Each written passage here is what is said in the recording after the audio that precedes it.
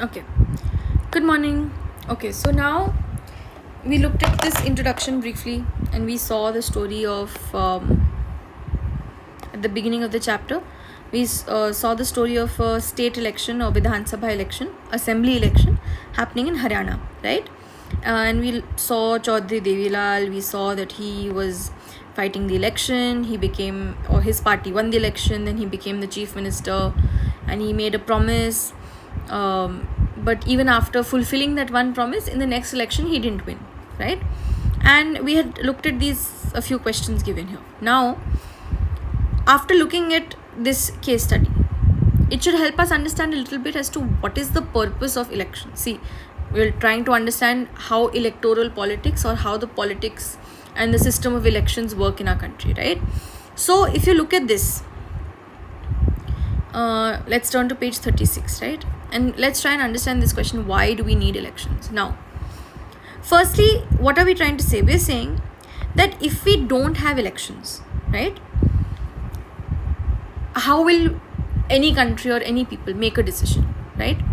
Now, let's say the population of, for example, the population of India is 140 crore, okay? Now, do you think it is physically possible for all 140 crore people to sit together every time a decision for the country has to take place? Is it physically possible? First and foremost, so it is not physically possible only, right? If it is not physically possible, then what do we need?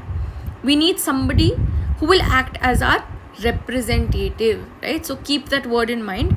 We're looking for a representative, right? Now, let us say that even if it was physically possible for all of us to sit together to take all the decisions, even then, do you think all of us, let's say I want to make a law regarding nuclear power in India, right? Whether we should set up a nuclear reactor or not, do you think all 140 crore people have the appropriate information, the knowledge, or just the basic information on whether or not, or how nuclear science works, nuclear technology works, fission, fusion? Everyone does not have that information, right? So therefore, what can we say? That even if it was possible for all 140 crore of us to sit together, it is not possible that for all of them to also have the same level of knowledge and information required for all decisions. And therefore, what do? We elect representatives. Okay? Now, to choose the representative, we need elections. So that is part one of the story. Now, let us say that there was some possible way of electing this representative or choosing this representative without having a system of elections where people vote. So let us say हमने एक criteria set किया that to be a representative you need to meet certain qualifications. So you should be above certain age, you should, let's say, have a certain degree, and you should have certain experience in that field, and then we will make you a representative. Okay, all of that is done. How do you and I, or the people of the country, ensure that the person who has become the representative does what the people want? है ना? That person should not suddenly reach a position of power and be like, now I want to do everything according to my wishes. I will not listen to anybody else. If there is no way of removing or changing that representative, then it is going to be very difficult to control somebody like that. So we also need a system where we can change the representative if we are not happy with them. So not only do elections allow us to choose our representative, the election also ensures that we can change them if we don't like them. That is the main reason behind elections, right? Firstly, let's recap very quickly. Not possible for all of us to sit together to take all decisions. Even if it were possible, everyone doesn't have the knowledge or the information or the time. Therefore, we need a representative. But why do we need an election for that representative? Not only so that we can choose the representative, but also that we can change them if we're not happy, right? So what would we call a basic definition of elections? We're saying it is a mechanism or a system, right, where that allows people to choose their representatives at regular intervals and change them if they wish to do so. So look at your textbooks again. On page number 36, you will find the definition given in your textbook, same thing. So requires a mechanism by which people can choose their representatives at regular intervals and change them if they wish to do so. This is an election. Now, in any election, when we are going to vote, we make certain choices, right? As voters, we make certain choices. Firstly, the first choice that we make is who is going to make laws for us. How do we choose this? Anytime we go cast our vote, where does the representative go sit after winning the election? Think about it, right? We've discussed this in class, right? That representative will go sit in the legislature. Okay, now the second choice we're making is who will form the government. Okay, now how are we making this choice of who will form the government? Because whoever has the majority in the legislature, okay, that political party or that group of people form the government. Okay, and the government takes the major decisions.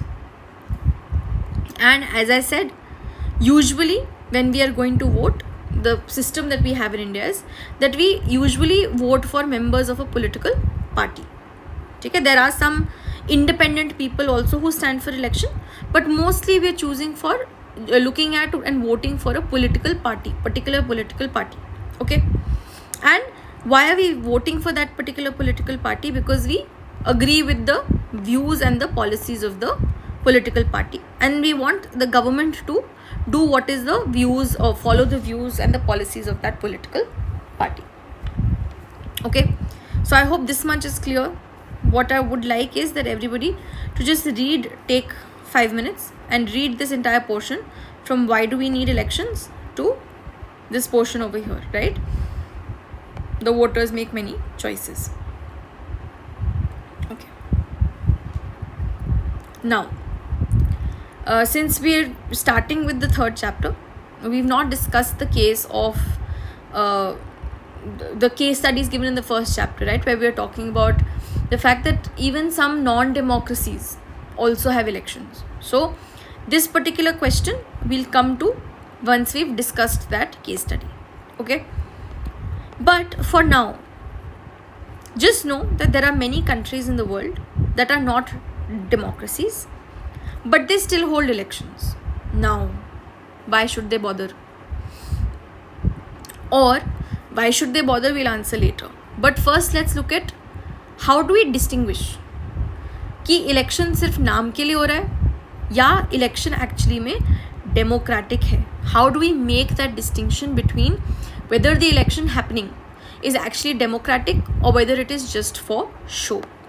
So any election that can be considered as a democratic election should have certain features, right? Now, what are the features of such an election?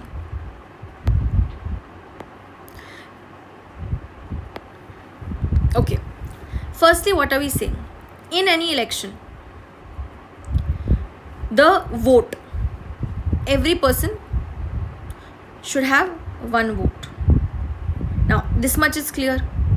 But we're also saying that each vote should have one value.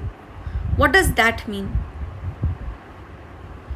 What that basically means is ऐसा नहीं होना चाहिए that when a man goes to vote, his vote is counted twice. And when a woman goes to vote, each woman's vote is only half that of a man's vote. So one, ठीक है? When the woman goes to vote, एक vote is one vote. When the man goes to vote, each man's vote is two. Is that fair? Can we say that in that particular system, each person has one vote, which has one value? Clearly not. So, if that is happening, something like that is happening, then that is not a democratic election. Now, second thing we are saying to make an election democratic, that there has to be a real choice for voters. What does that actually mean? That as you will look at in the case study given in the first chapter, there are certain countries where we have elections, but there is only one political party. You can only vote for one person. There is no choice to the voters. Voters, when they go to vote, in that voting machine or in the ballot or whatever it is a piece of paper on which you cast your vote. उसमें एक ही नाम लिखा है. तो क्या as a voter, do you or I or whoever is going to vote, do we actually have a choice? No, we don't. We just are going to vote for show कि हाँ हमने अपना वोट डाल दिया, चाहे वो एक ही इंसान है जिसको सब वोट डाल रहे हैं. Nobody has a choice, right? The third thing we are saying is that this choice should be offered at regular intervals. What do we mean by regular intervals? That election should happen every 4 years or every 5 years. Now, why should it happen at regular intervals? Because what did we just say? That any election, right? Any election should have a situation where we can change if we are not happy with the representative.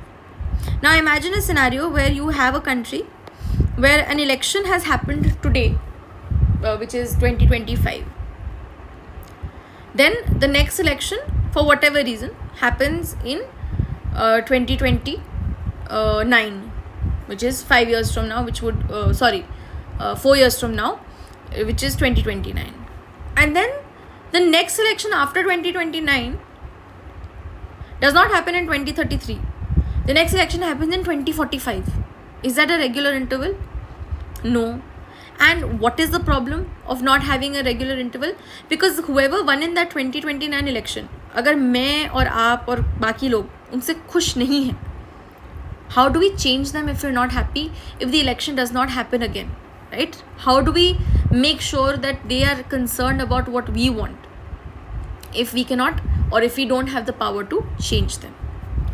Now, fourth thing we're saying is the voters' choice should actually get elected. Now, what does that actually mean? हम गए, हमने vote डाला. People, whoever we voted for, got a majority of votes. But for various reasons, that person does not actually get elected. And for this, I want everybody to go home and look at the previous election that happened in Pakistan and learn and read about Imran Khan and the Pakistani army and how elections happen in Pakistan. Then we'll discuss this in class, okay? And lastly, the thing that makes an election democratic is that citizens should be able to vote without fear. What does that mean?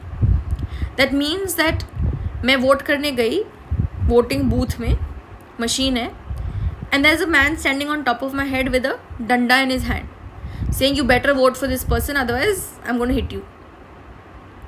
Now, even if there are 5 options there, will I actually vote for the person I want to vote for, or will I get scared and vote for whoever that man with the stick wants me to vote for? Most people will vote for whoever they are being told to vote for. So, if citizens or if any election does not have a case where each person's vote has the same value, if it is a case where people don't have a real choice, if elections are not happening at regular intervals, if a voter's choice is not being elected, and if citizens are afraid when casting vote, अगर इसमें से एक भी चीज़ है, तो what will we say? We will say that the election is not democratic. Okay? I hope this is clear to everyone.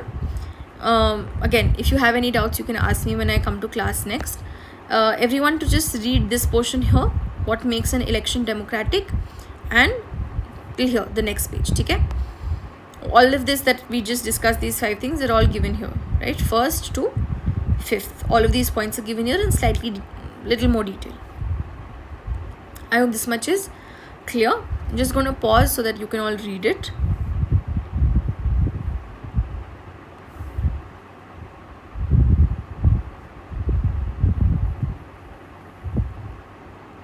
And in the meantime, if everyone's read it now, let's turn to page 37 and just quickly note down these keywords. What do they mean?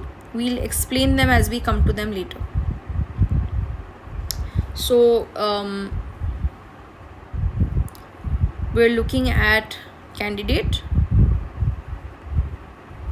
then we're looking at constituency, then we're looking at factionalism, then we're looking at allegations and incentives.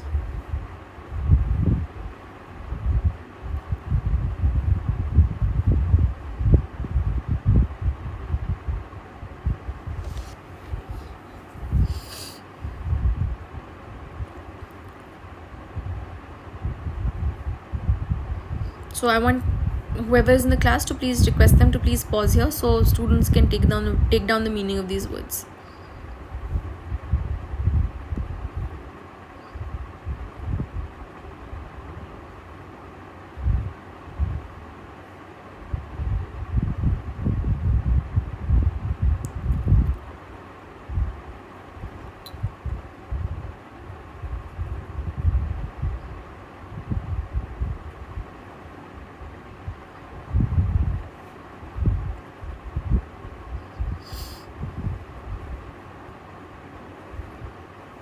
Okay, now I hope everyone's written this. Now let us look at what this topic is about, and it's asking us, is it good to have political competition? Now, competition, I hope everyone understands what competition means. We have competition, academic competition in school, where people compete with each other to be the best in class or score the highest marks, right? Or you have competition on the sports field, who's going to be the best team or the best player. Similarly, we also have competition in politics, right? Politics is whatever takes place to form the government, to win the election. That all of that is part of politics, right? And we're saying that we're asking whether it is good to have political competition or not. Now, you tell me, in class, if there is some academic competition, is that good or is that bad? If you're competing with somebody, does it make you want to do better, work harder, or does it make you want to not be bothered and forget about it? That person will do better than me, why should I bother? और when you're on the sports field, अगर सामने वाली team बहुत बढ़िया खेल रही है तो आपका ये मन करता है ना कि हाँ कंपटीशन है, हमें भी उतना ही बढ़िया या उससे भी बेटर खेलना है, या you want to be like हाँ वही जीत जाएगी, हम क्यों खेलें, right? Obviously everybody has the desire to win, ठीक है? Nobody is working in any field to not win, ठीक है? So it's pretty obvious that anyone who is even entering politics is entering politics to win. Now, when that usually happens, we are saying that at the constituency level, right? Now, what is a constituency? So, I want everyone to either refer to the meaning that we just wrote, or the meaning, the word meaning is also given at the end of the chapter, right? We are saying a constituency is a geographical area where voters live, and those voters, they elect a representative who will go sit in the legislative body. We'll discuss what constituencies are in a greater detail a little later, but basically any constituency, her constituency में से one person is elected, or one representative is chosen who will go sit in the legislative body, ठीक है? Now what are we saying? At a constituency level, when we have political competition, it will create, or it will have some merits and demerits. So I hope everyone understands merits and demerits.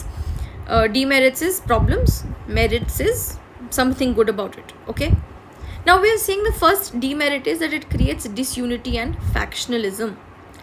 Disunity, I hope everyone understands what disunity means. People are not united, they're not working together. And factionalism, we just wrote what factionalism means. Factionalism is when you're split into groups. This also happens on the sports field, right? Let's say IPL is happening, right? So if you divide teams, so whoever is supporting Chennai Super Kings is obviously supporting only Chennai Super Kings, and whoever is supporting RCB is only supporting RCB, okay? So that creates a division. That is what happens even in political competition. People who support one candidate only support that candidate, and people who support candidate, there are two candidates, candidate A and candidate B. Those who support A, will only support A, come what may. Those who support B will only support B, come what may. And that creates the problem of factionalism. Society is now divided into two groups. The second demerit or the problem of political competition is that, unfortunately, like in most competitions, people tend to cheat, right? Or they use unfair means.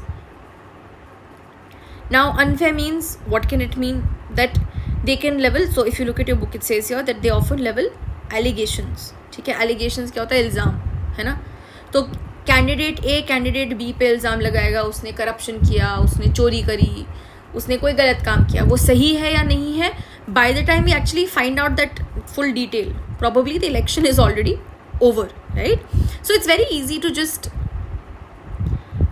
do what is often called party politics. ठीक है, party politics का क्या मतलब? एक political party दूसरे political party के लोगों को के खिलाफ एलिगेशंस लगाएगी उनको हराने के लिए. The third problem is that long-term policies are usually difficult to formulate when you have political competition. Now, what does that mean? Let's take a very simple example of a class monitor, okay? There was a class monitor, let's say the class monitor's name was Rahul, okay?